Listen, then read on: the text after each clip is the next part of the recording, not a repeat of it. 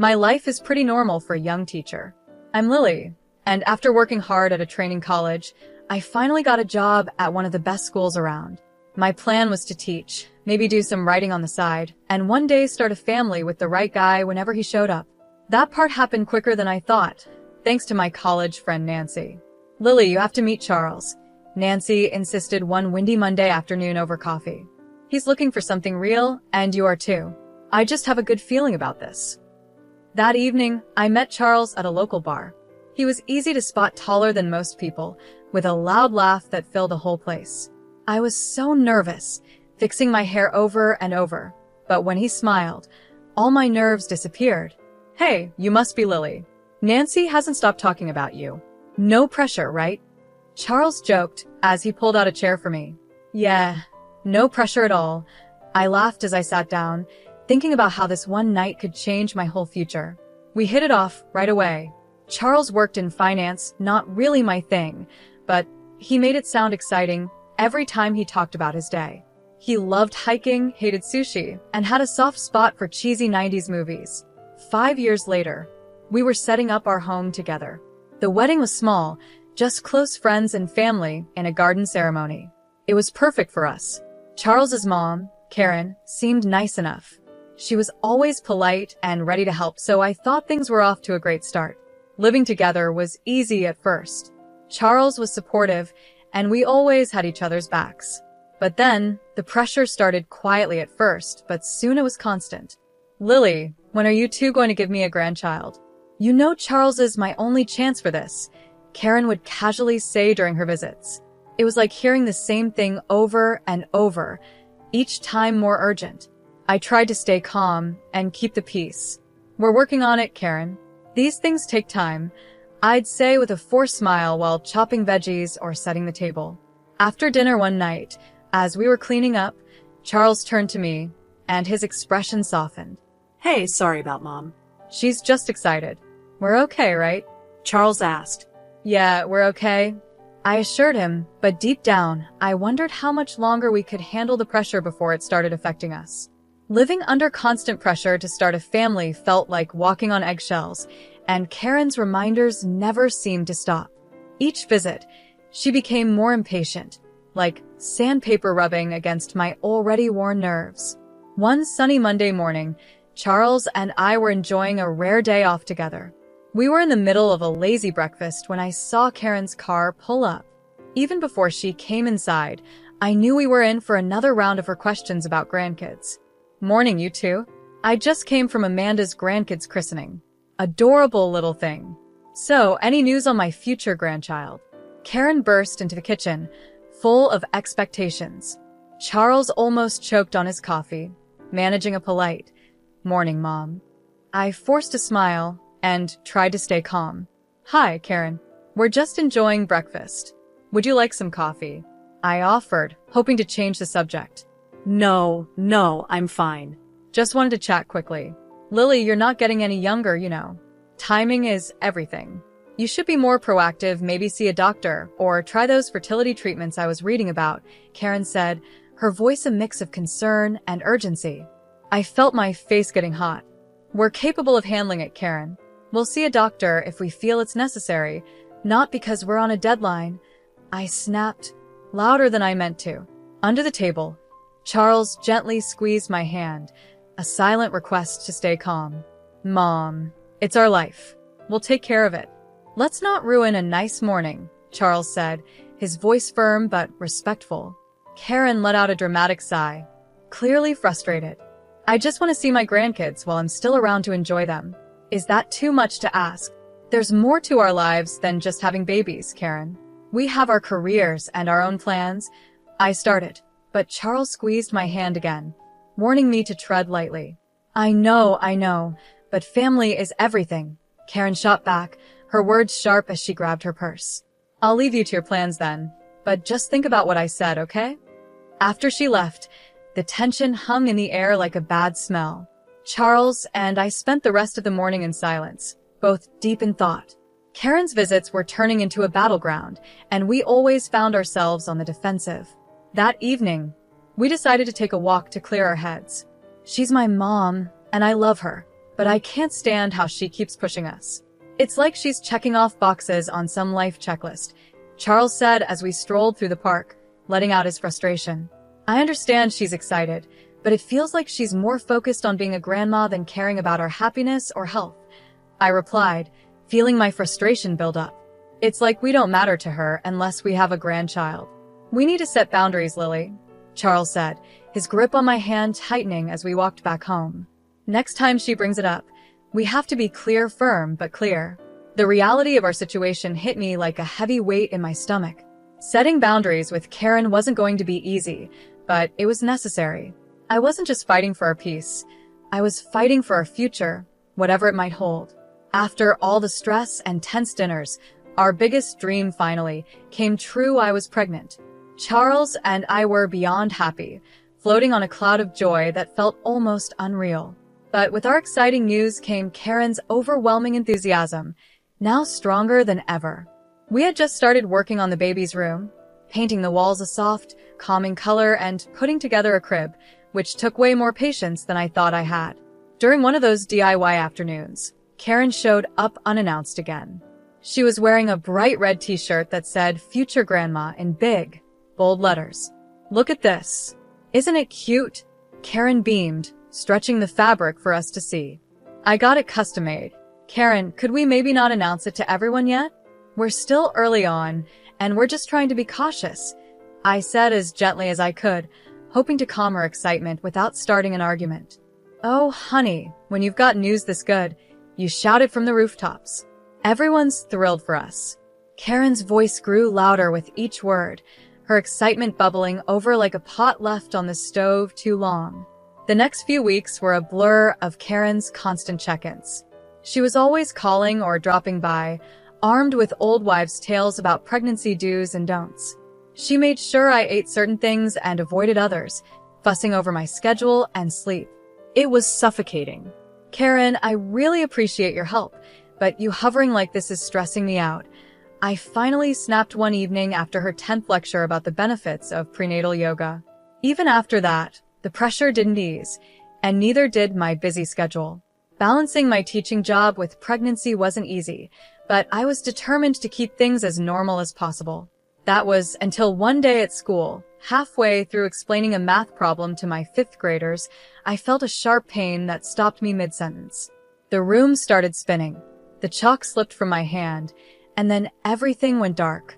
I woke up in the hospital, the sharp smell of antiseptic filling my senses before I even opened my eyes. Charles was there, his face pale and tired, holding my hand tightly like it was the only thing keeping him grounded. They had to do surgery, he whispered, his voice shaky. It was serious, Lily. You almost didn't make it. We lost the baby.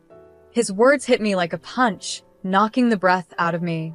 Tears poured down my face, bitter and uncontrollable. I was alive, but at what cost? The doctor came in, his expression serious as he adjusted his glasses. Lily, I'm afraid the complications were severe. You won't be able to have children in the future. It was a very rare and unfortunate situation. The room suddenly felt colder, and the walls seemed to close in around me. I lay there, the weight of this new reality pressing heavily on my chest. Charles squeezed my hand, trying to offer some comfort in the overwhelming sea of grief I was drowning in. Just when I thought things couldn't get worse, Karen burst into the room, her face full of anger and desperation. She didn't even pause to see how I was doing before she blurted out, I heard what happened. So, when are you going to try again? We need to start planning. I was still hooked up to Infor, the dull pain in my stomach a constant reminder of what I had lost. Karen, I can't have children anymore. The surgery. My voice cracked as the reality hit me again, cold and hard. What do you mean you can't? That's ridiculous, Karen snapped, her face turning red. She stormed out of the room, probably to find a doctor who would tell her something different, something that wasn't true. Charles held my hand tighter, his eyes full of silent apologies for his mother's behavior. Karen came back not long after, her anger even worse now that the doctors had confirmed my condition. What did they say? This is absurd. You've taken away my chance to be a grandmother, she yelled, loud enough that a nurse peeked into the room, her eyes wide with concern. Mom, please, Charles said, his voice firm but pleading. This isn't helping. Lily needs to rest. Rest? What she needs to do is think about her family. About us. This is selfish, Karen said, her words cutting deep. I could barely hold it together. I didn't choose this, Karen. Why can't you understand? I almost died, I said, my voice breaking with both pain and frustration. Karen's eyes narrowed. If you had been more careful, this wouldn't have happened. You've always been too focused on your career. Maybe that's why. Enough. Charles's voice filled the room, sharp and commanding. Mom, leave. Now. We'll talk when you're ready to be reasonable. But Karen wasn't finished. She turned to me, her voice full of venom as she hissed, You're not worthy of my son. You can't give him what he needs. You're not a real woman. Her words pierced through me, leaving a sting that would never fade. A tear slipped down my cheek, mixing with the bitterness of her cruel words. Charles practically had to drag her out, and I could still hear her protests echoing down the hallway. Recovery was slow, and when I finally returned home, the emptiness was unbearable. I tried going back to teaching, hoping the routine and the sound of children's laughter would help, but every joyful noise reminded me of what I had lost. Seeing a psychologist helped a bit. You need to grieve, Lily, not just for your child, but for the life that's now behind you, Dr. Alexander said during one of our sessions. Her words, though meant to heal, also made the finality of my loss even more real.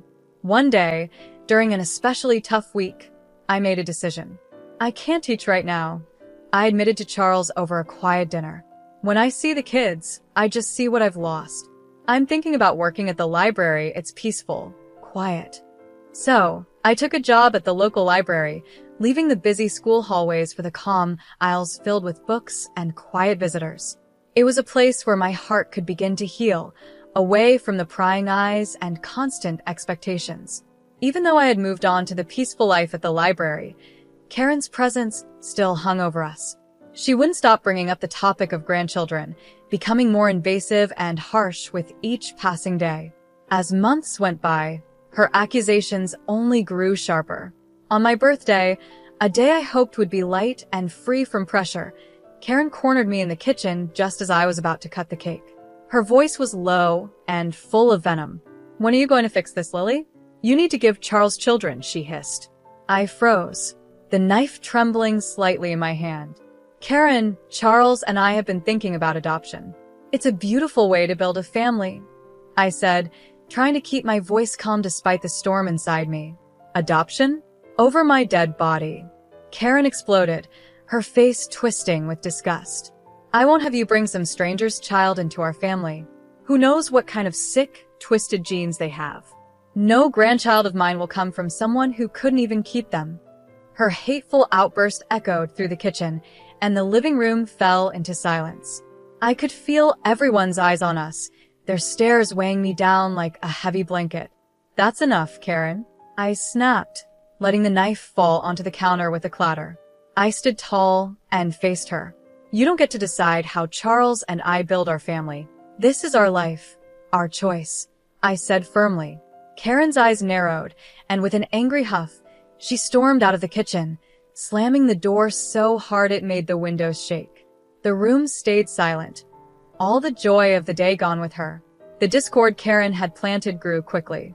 At first, it was just subtle whispers, a look here, a nudge there suggesting I had been careless during my pregnancy. Then, the rumors turned into full-blown gossip, accusing me of drinking and behaving badly, which supposedly caused my miscarriage. The anger inside me built like a storm. One evening, after overhearing a particularly nasty version of the rumor from someone I thought was a friend, I decided I had enough. I called Karen. Karen, this has to stop now, I said firmly. Spreading lies about me is not just hurtful, it's slander. And I won't tolerate it anymore. If I hear one more rumor, I'm going to the police, and I'll sue you for libel. There was silence on the other end, a quiet moment that felt like the calm before a storm. Finally, she spoke, her voice low and lacking its usual fire. You wouldn't dare. Try me? Get in. I'm done playing nice. After that call, the rumors stopped just as suddenly as they had started, but the damage was done. The relationship was strained, and family gatherings were now cold and formal, no matter how much we tried to pretend everything was fine. Life seemed to go back to normal, but everything had changed.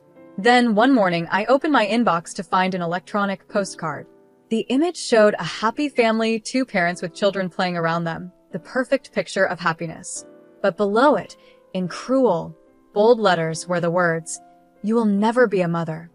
My heart sank, and a shiver ran down my spine. Who would send something so hateful? As if that wasn't bad enough, the attacks soon became physical. One afternoon, after returning from work, I found a box on our porch. Inside were dolls, smeared with ketchup, making it look grotesque. A note was attached, twisting the knife deeper. "This is your fault.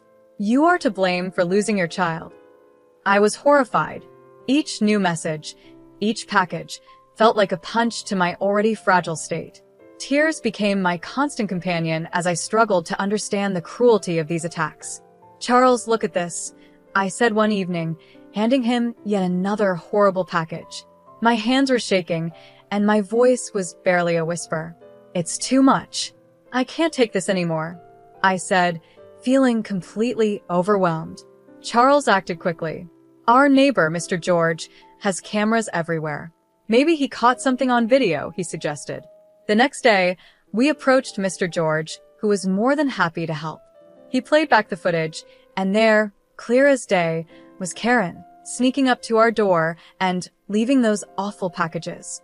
Seeing her do this was both a relief and a nightmare. "I can't believe Mom would go this far," Charles muttered, disgust all over his face. With the evidence in hand, we confronted Karen at her house. The video was paused on the laptop screen, showing her in the act of hatred. "Look at this, Mom. How could you?" Charles's voice was cold, his usual warmth gone. He pushed the laptop towards her, the hurt in his voice echoing around the room. Karen glanced at the screen, her expression unreadable for a moment. Then, without any hint of remorse, she shrugged. "She's damaged goods, Charles. An inferior woman who can't continue the family line. I did what I had to do, for you, for the family's sake." Charles stepped in front of me, protective. "If you can't accept Lily, then you can't be part of our lives. This is your last chance, Mom. Apologize or we're done." Karen's face hardened, her eyes cold. "I'm only doing this for you, Charles. She's taking you away from what you deserve." The ride home was silent, both of us lost in thought. I was crushed, the weight of Karen's betrayal pressing heavily on me. Charles was furious, the bond with his mother stretched to its breaking point. In the days that followed, Charles became unusually quiet. His cheerful nature dimmed, the tension between him and his mother weighing on him. Despite everything, it was clear he missed her. So, when we received a Christmas invitation from Karen, I agreed to go for his sake, hoping for some sort of reconciliation. When we arrived, the house was full of relatives and friends, the smell of pine and mulled wine in the air. Karen greeted us with a tight smile, her eyes darting nervously. I took a deep breath and held onto Charles's arm as we moved through the crowd, trying to stay hopeful. At first, the evening went well, with laughter and conversation filling the room. But then, in the middle of the gathering, Charles's ex-fiancée, Angela, showed up. The room fell silent as Karen welcomed her in. "As you all know, Lily can't have children," Karen began, her voice cold and cutting. "So, I think it's time Charles reconsidered his options. Angela is more than willing to take her place and give me the grandchildren I deserve." Her cruel words echoed through the room, and the silence that followed was suffocating. I stood frozen, my heart pounding in my ears. Charles's voice, low and angry, broke the silence. "Mom, what are you talking about? I didn't agree to any of this." I couldn't hold back any longer. "How could you?" I said, scanning the crowd, my voice trembling with emotion. "Karen has been tormenting me, sending hateful messages, and leaving disturbing packages at our door." I pulled out my phone and showed the video from Mr. George's camera, the footage clearly showing Karen's awful actions. Gasps of shock and disgust filled the room. Angela, looking just as horrified, stepped forward. "I had no idea about any of this," she said. Karen invited me here, saying we were just catching up. I'm actually engaged to someone else, and I don't want to interfere. I never wanted children, that's why Charles and I broke up. The room buzzed with whispers and stunned faces. Karen's friends and family began to leave, their expressions ranging from embarrassed to outraged. It was clear they sympathized with us. Karen, now pale and flustered, tried to defend herself. I was only trying to make sure my son had a proper family. Charles's voice was cold and final. By destroying the family you already had, I don't consider you my mother anymore. We're done. Months had passed since that disastrous Christmas, and life had finally started to settle into a peaceful rhythm. Charles and I were busy with the adoption process, focusing on the child who would soon join our family. It was a time of hope and healing, but it didn't take long for Karen to try and come back into our lives. One chilly morning, a knock at the door broke the quiet. When I opened it, there stood Karen, her eyes red, looking remorseful. "Lily, I've been doing a lot of thinking," she began, her voice shaky. "I know I've made terrible mistakes." Can we talk? I hesitated for a moment, then said, "I'm listening," leaving the door slightly open but not inviting her in. "I've been so foolish," she continued. "I was so focused on my own desires that I lost sight of what really matters. I've hurt you and Charles deeply, and I'm truly sorry. Can we start over, please?" "Karen, after everything that's happened, it's not that simple," I replied. "Charles and I are moving forward with adopting a child. That's our focus now." I spoke with a firm voice, reflecting the resolve I felt in my heart.